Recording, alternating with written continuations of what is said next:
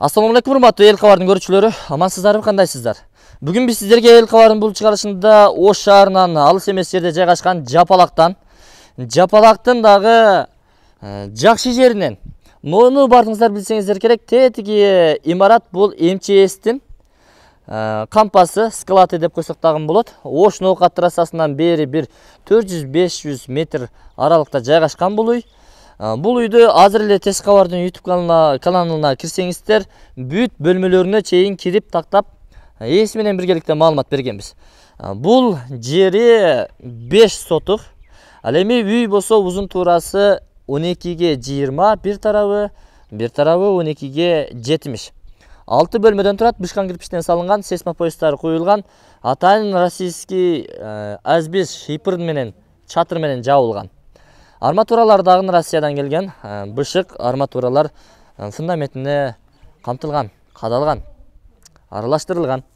Андан сырткары мына бул топурактар, шагылдар, таштар, үйдүн аркы тарабында дагы таштар бар, ал сиздерге бонус катары калтырылат.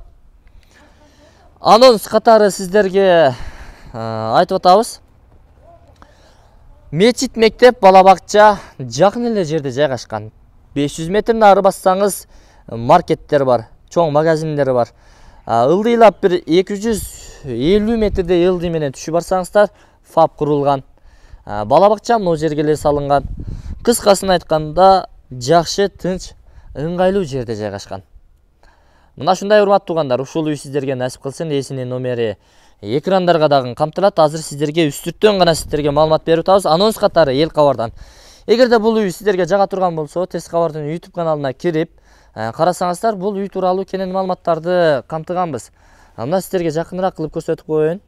Өзүнө деп салган акча каражатын жана материалдарды эч кандай аяган эмес, сапаттуу салынган. Азыр эми ээсинин номерин бир кайталап коелу. Канча эле? 53 менен 16 39 15. Калган телефон номерлерди Тез кабардан алсаңыздар болот. Тез кабардын YouTube каналына кирип, экрандагы турган номерлерге чалып байланыша бересиздер. Азыркы айтылган номерлерге чалып байланышсаңыздар дагы болот. Сиздерге насип кылсын, ак жолтой үйлөрдөн болсун.